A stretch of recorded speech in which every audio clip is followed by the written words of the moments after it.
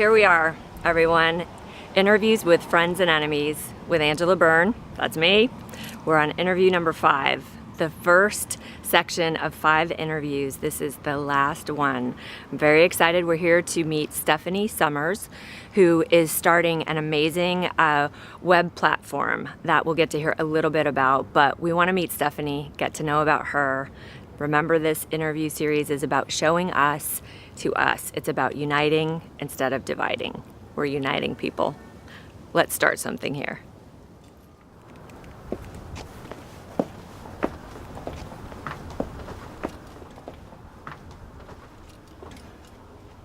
Okay, everyone, let's meet Stefanie.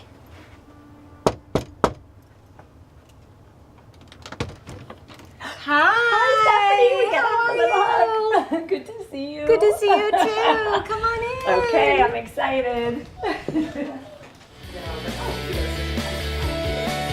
and I started, and I'm like one of the people all right, like macro, everything. Well, here's what the result is. Right. If I'm like guilt-ridden because I have metabolic cookie, right? Like it's just weird. You're like, oh my gosh, all that hard work.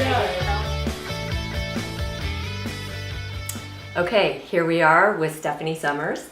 I'm very excited to talk with her. This is interview number 5, of course, with interviews with friends and enemies.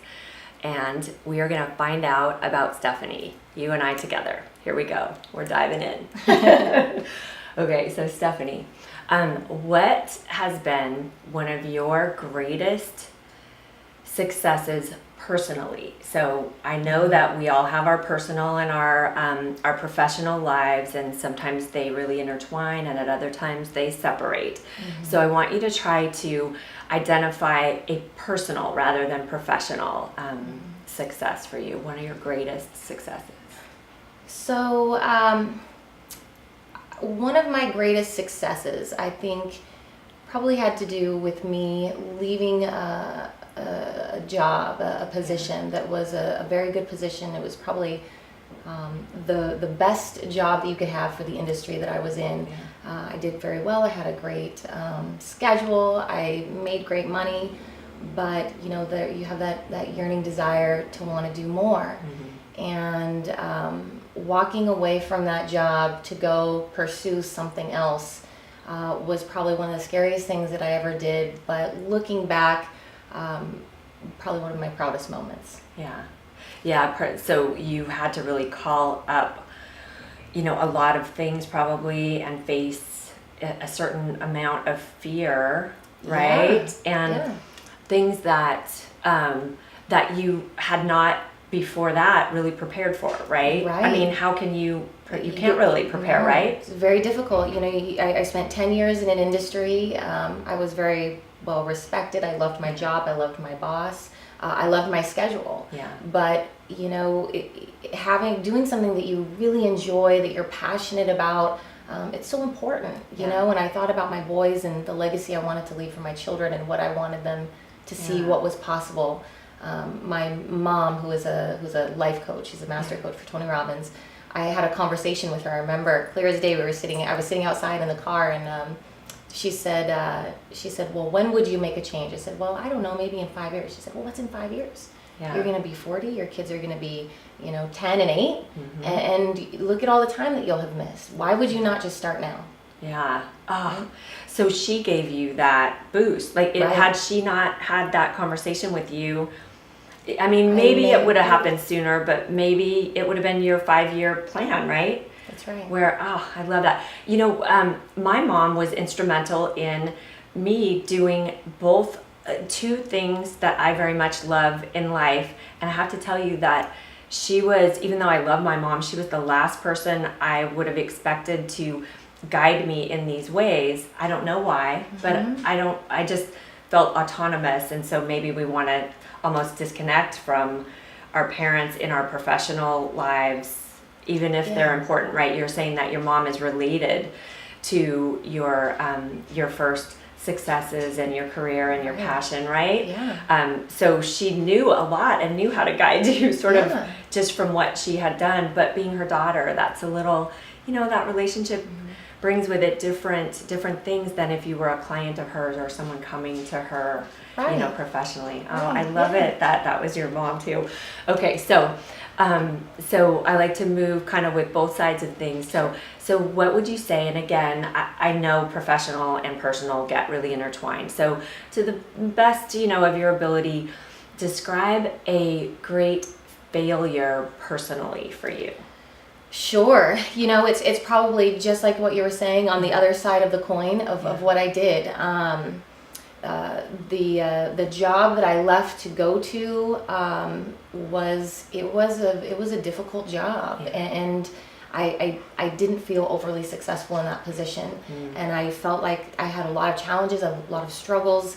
There were many times down in my office where I was just pouring down Crying. tears, listening to my favorite motivational YouTube clips, and just fighting through that. And I would say that was probably some of the lowest moments of my life, because when you take a step out and you act on faith, and then things don't go the way that you expect them to, right? Yeah. And this is the problem with expectation, is that when we have high expectation, then we also have a tendency to be very disappointed. Yeah. And sometimes the lesson is not in the success of what you're doing. The lesson is going through it and the preparation that it gives you to become who you need to be to get to the next place, right? And so being able to look back at that and say, well, I appreciate those moments because they made me who I am. Now I have all this experience and all these amazing people that I talked to because of that position. Right. But at the time, if you asked me, Oh. I was in a very dark place. Yeah. No, I mean, I think that part of the reason that I just, want to go straight to success and failures, I feel like that there's this thread in talking about both of them, right? That connects us all. Like, it's one of these things where it's not like, well, why are you creating the business you are? Because I'm so interested in hearing that, but it doesn't tell me what you think about maybe the beauty and the danger and the fear and the love and like all the things that combine in our life. And I feel like knowing these things really lets us know each other. And you, as well as the first 4 guests, I so appreciate, because I think people will be able to see themselves. Yes. Right? And to see, when you describe sitting, like, I'm imagining you, this might not have been the case, but I'm imagining you in the basement of a really high-rise building. This doesn't have to be true. I'm just saying that I'm imagining that because that's where we are. It's like Office Space, the movie, where the guy who always wants the stapler to keep the stapler is relegated finally to the basement, like a segmented off. And you weren't him, but it was sort of like there you are, and you're just feeling wretched, right? Yes. It's like that. Oh, yes. And so then you can only really climb up from something like that, right? I mean, I used to crack up because there's this scene on The Grinch, the one with Jim Carrey, where he's like on the thing, he's like, oh my gosh, we're gonna die, we're all gonna die, and then all of a sudden it levels out and he goes, ooh, almost lost my cool there. And I'm like, oh my gosh, this is totally me. Like, I have like a total catastrophic mindset, and then all of a sudden everything works out. Yes. Like, we're fine. Yeah. Oh, that's a great scene. I love it. Okay. That's so good. All right. So then let's go to professional, because again, we know with you it's intertwined, and for many of us, some people have greater separation between the two than I think maybe you do or I do. But let's talk about professional now. So professionally, what would you say has been one of your greatest, I'm going to flip it around here, your greatest failures professionally? Greatest failures professionally. And again, it just kind of goes back to, I have adopted a mindset that there's no failures, right? That everything is just a preparation for who we need to be, right? And so I think that when I look at failure, something that I did that I feel like I wasn't that great at, I think that the reason why I wasn't that great at is because I took a gift that was given to me and I used it in a way that was not authentic. And so I didn't excel the way other people would have excelled in that. Right. And so, yes, you know what? I feel I saw other people, coworkers who did so much better than I did. But at the same time, when I took my gifts and I took what I was good at and I started using it to something that I was very passionate about, now here I am on the precipice of creating something amazing that I don't think any of my coworkers could have done as well. Yeah, right. Mm-hmm. Yes, and that moves into that realm of we each are here meant to do a thing, and if we can get in touch with that and go with it, that then we receive this constant joy is kind of, like, I don't know whether that totally exists on that continuum like this, but the joyfulness of, for me, getting ready to come and do the interview, like there's a sense when you're going to do something that is very big, but it's not your calling, you might feel sick to your stomach. You might feel nervous, and so nervous that you don't want to do it, but you don't know that feeling and what to do about it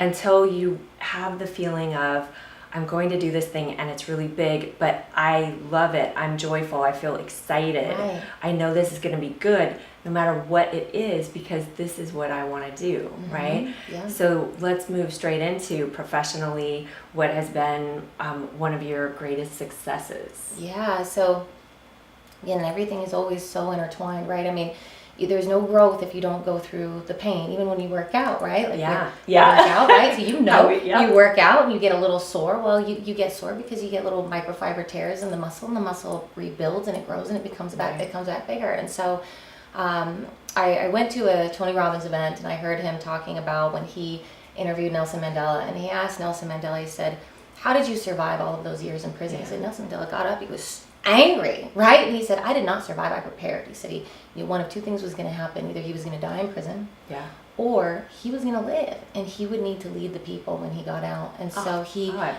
educated himself just, ferociously while he was in prison, and learned as much as he could, and read as many books as he could so he would be prepared. And so I thought that this was in 2016. This was right, within months' time of me deciding, okay, I'm going to find a master's. Yeah. And I said, I'm going to use this time to prepare. Yeah. And so I changed my mindset, even though there was pain, even though there was ups, there was downs. I mean, I was on the verge of sanity many months, where you don't know if you're going to make it till that last day, and then it's like, oh yeah, I made it, and then it's the next day is a brand new month, right? That's the horrible thing about sales. But you go through all that and you come out this amazing, strong person in the end. And so, the things that I was able to accomplish this year only happened because of everything that I went through over the last 3 years, whether it was getting the investment money that I needed for my business, getting the speakers, being able to get on the phone and talk to people who, by all accounts, I look and I say, oh gosh, why would this person ever give me any time of day, right? But you get on the phone because you've been so conditioned and you've taken the time to practice, and you consciously, when you're on the phone and you're talking to people, you're saying, I'm going to use this moment to practice. Yeah. Right, so then the next time I'm prepared. Yeah. Yes, that's preparation, and like deciding how things are going to be for yourself and for your days and your months. Yeah, I like it. Right. My favorite quote is, luck is what happens when preparation meets opportunity. Oh, me too. I'm with you, sister. I like it too. Okay, so what would be a reason that someone might consider you an enemy? Oh, as much as I would like to think that there's no reasons, I'm sure, because that I have these two sides to my personality, right? Where one, I love people. I'm very caring and warm, and a lot of that comes through just things that have happened to me in the past that give me so much empathy and kindness towards people. But at the same time, there is a part of me that goes all business, that can really switch into that mode. And all the empathy and everything goes out the window because it's more of a let's get it done. Yeah. And in those moments, I know that I could be less judgmental and a little more kind and caring and thoughtful. And so I could see myself creating enemies in those moments just by hurting somebody. Right? And so it's one of the things where every day I pray for certain things to be removed, and I mean, envy and jealousy and judgment. I mean, those are all things that really are on the other side of being extremely driven and you know, competitive. Right. So there's that fine line. So I think that that mean spirit can come out when I'm under the gun, and so I probably in those instances. Yeah.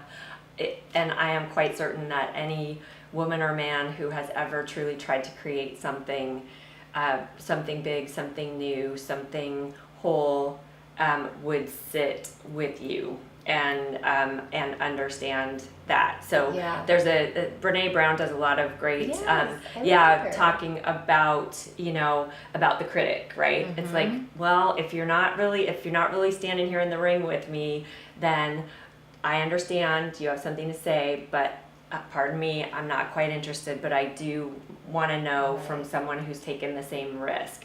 And so I say this with all compassion, you know, what could make someone an enemy of yours or see you as an enemy? Because I certainly have done things and been there owning businesses and having to hire and fire people. So I love asking this because it just shows. It's like you know, there's pretty and there's ugly, and they both really are okay. Mm-hmm. You know, so what is a reason that someone would consider you a friend? A friend, like I said, you know, I'm a very caring, compassionate person. I love people, and so I go out of my way to make people laugh and to make them smile and to make people feel warm and welcome and loved and cared about. And so I think that those would be the reasons why somebody would want to be friends with me. Yeah. I'm very loyal. Yeah. Pretty good reason. Yeah. I think so, without trying to pump myself up too much. Yes. No, but that's what's good is that we want to, I mean, those things are beautiful. It's like when we get to talk about the things and the sides, you know, of us, there really aren't sides, right? I talk with my son about this as he gets older. I talk with him more frankly about things that I did when I was his age or younger, that I didn't talk to him about when he was 5 or 6 because he couldn't have understood, and then I also felt that he could misunderstand and want to do things that maybe he hadn't considered because I told him. But now when I tell him, I think it makes him feel maybe a little more whole, like I'm not a bad kid, I'm not a bad person, because I certainly remember doing things and thinking, okay, I think I'm bad. Right, yeah. You know? Like, am I good? No, I think I'm bad. But you know, the other side of that too is that, you know, you have certain traits that you feel are admirable traits for yourself, but then we hold other people accountable to those same traits, right? That may or may not be high values for them. Exactly. So, you know, it's being able to allow yourself to shine in your own way and allowing other people to shine in their own way, being accepting both ways. Yeah. Well, I think that you have almost answered this final deep question, but we'll go there anyway, just in case there's some nuggets under there. So what is your relationship with yourself like right now? So, gosh, that's actually, it's such a great question. I feel as though my relationship with myself right now is really good. You know, before I had a lot of anxiety, there was so much stress, and it's funny because you look at people and you think, oh my gosh, this person's so confident, but in the inside, a lot of people do have a lot of self-judgment. And so going through the situation with, you know, the job change and kind of breaks in my confidence because I see, you know, being competitive, I'd see the other people and I'm like, I want to be there. And you had little kids at the time. The whole time, right? And so, you know, just holding myself to such a high level and then constantly being disappointed in every single thing that I did was it took time to get through that, you know. And I feel as though I've gone through sort of this purging over the last year where I've just allowed myself to really be me and be accepting, and, you know, not allowing those thoughts of anxiety or stress to really take hold, you know, because if you focus on it and you give it energy, it just gets bigger and more magnified.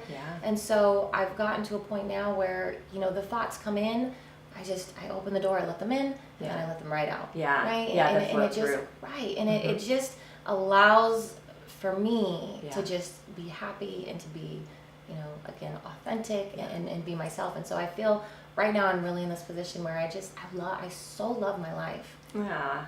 Oh, no, that's good. I love it. Okay. I love it. Perfect. Well answered. Okay, so you've made it through the deep questions.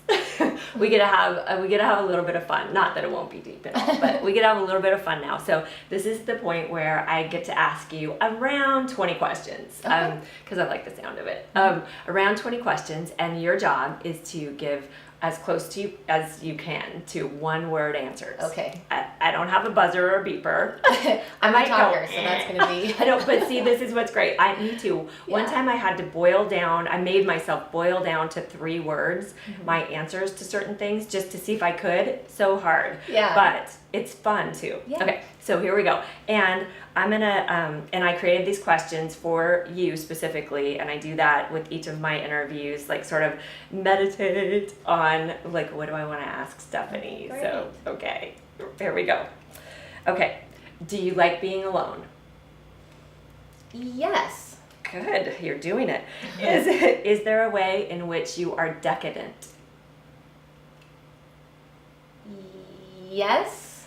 Okay, how? Oh, processes. Okay, perfect. Is there a way in which you are minimalistic? Yes. Okay, absolutely. With things. Okay. What is your favorite religion? I asked this a certain way for a particular reason. What is your favorite religion? Well, I'm a Christian, so I'd have to say Christianity. Okay, perfect. This allows people to say whatever they want to remain anonymous or share. Yeah. What are you most afraid of?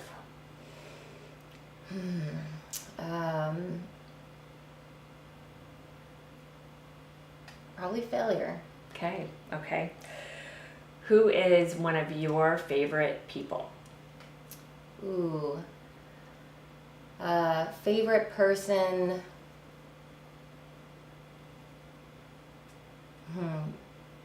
Probably someone like Richard Branson. Okay. Someone that I looked up to. Yeah. I like it. Okay. When were you most sad in your life? When I experienced moments at the career change. Okay. Try for one word, but I'm one not word, trying. yes, But yes. You're doing well. Don't worry. How old were you for your first romantic kiss? Oh man, 14? 14? Yeah. Okay. Did you like it? I think so. Oh man, Yeah, I'm dating myself here. No, it's fun. It's like the people get a different little glimmer in their eye when I ask this question. Yeah. It's interesting to think back, right? Okay, so for you, cats or dogs or Dogs. Okay. That's an easy one word. Okay. Did your parents talk to you about sex? Yes. Okay, which one of them? My mother. Okay. Oh. Do you prefer to hug or shake hands? Hug. Okay. Did you have a lot of friends as a kid? No. Okay. So, one word, I know it's going to be hard. Why?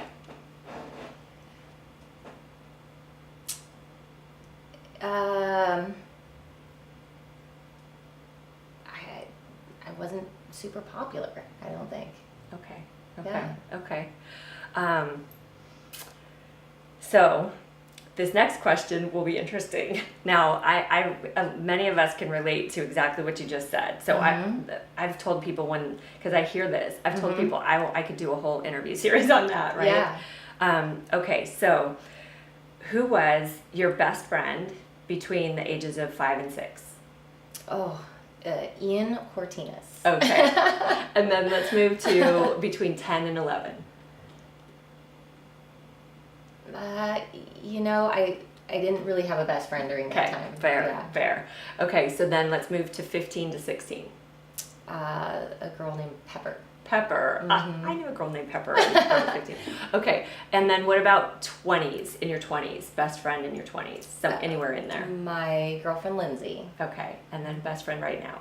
My husband. Ah, Yeah. okay. Matt, right? Yes, okay. Matt. And he was my best buddy in my 20s too. Yeah. Oh, I love it. Okay. Okay, so I love it. You did it. You did a great job. Thank you. Yeah, sometimes it's a little tricky. You did very well. Okay, so now we're going to move into the next part of the interview, which is the drink ritual. And this is where you will share with me one of your favorite drinks, and I will just trust you.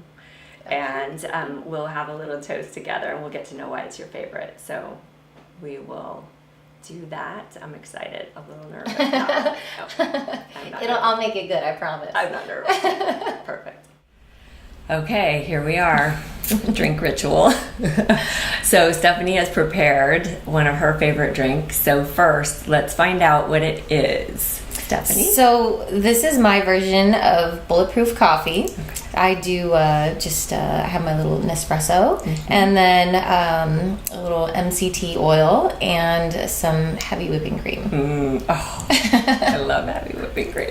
Yes, so it's good and no carbs. Oh, I love it. Okay. So first, love the cup. Feels good.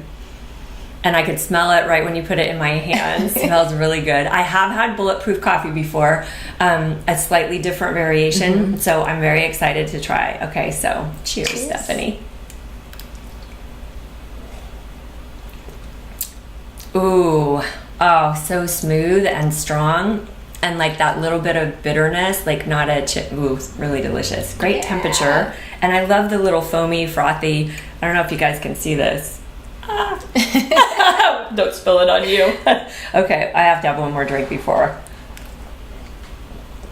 It's so good. Okay, you're the only person who I've had a second drink with yet. Second sip. They're so good. It's just a great way to start the day. Feed your brain first. Oh, yeah, and get those good fats. And everything. Yeah, Okay. that's right. Okay, Stefanie. So now we are going to talk about the last two questions, and these questions really are an opportunity for each of the guests. When I say my guest, it's like I don't really want to say my guest because I feel like my guest is the guest that I want to show to everyone. So really, it's everyone's guest. And so for you are doing some cool things, and you also have shared a lot with us. And so this is an opportunity for people to know exactly what you would like to promote. When I say promote, I mean what is meaningful to you, what do you want to share about your business, if anything, and how people can find it and when, and just let's be as specific as we can so that we can make it easy for people. Yeah. So just to give a very quick overview of what the business is, it is a website dedicated to the personal and professional development industry as a search engine to locate speakers, coaches, live events, podcasts, and webinars. And and so a lot of the format of how I did the site was really inspired by Zillow, because you can go on there and you can, what kind of a type of a house are you looking for, what price range, and so all of those great template, all those same filters are going to be on Find the Masters. And so really, the purpose of doing the site and what I want to promote is to allow people like yourself that are doing amazing things and give these people a platform to promote themselves, which is not existent right now. Right.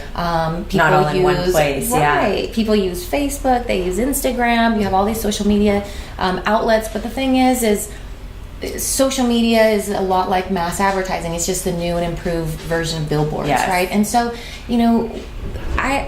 my theory is that people want aggregated information, right? They don't want to go to 20 websites to find something. And so, my whole reasoning for wanting to do this and create this for people is to, one, help the amazing speakers who have some fabulous content, but also, to create a pathway between them and clients and people who are looking for this type of information that don't know where to start. Right. It's just I mean, really well put. And and perfect. And I love the Zillow template and that kind of ease. And I trust you already to find the masters that will help others find the masters. So would it be findthemasters.com? Yep, it's findthemasters.com. That's right. We're going to be launching in end of September. Ooh, okay. Yeah, so you'll start seeing us online. We've got our advertising campaign that's going to be starting in the next week or two. Yeah. Okay, good. Okay, so findthemasters.com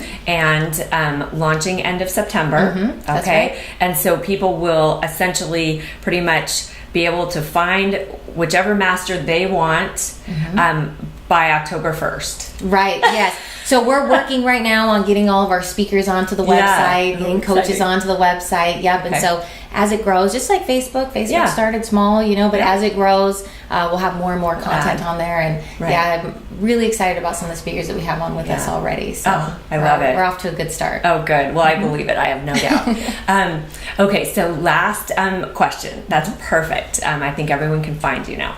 So last question is there anything that you need and how would you like to receive it? Oh, anything that I need. Just support with the business. You know, I've never really self-promoted. I've never tapped into my resources until now. Yes. And so it's funny because I was thinking about calling somebody that I knew, and I was just thinking the same thing about how hard it is to ask for help. Yeah. And that's probably the biggest hurdle most people face is that they just refuse to ask. And so, absolutely. Yeah. And so, if I was going to ask for something, I'd say just support us, support our site. If you are a speaker and you want to be found and, you're a master in your field, please apply to be on the site. If you're a coach, please apply to be on the site. And if you're, someone looking for personal and professional development content, to keep checking in on the site as we add more events and things on there. Things, that's right. More places to be and know and learn. That's right. Yeah. I know being I'm excited into on a variety of levels. Like I can see people I know being kind of plugged into all sorts of those, and I bet lots of people can. And again, I have no doubt that you are finding the masters, and that you'll continue to. So I'm looking forward to that. Yes. To go on.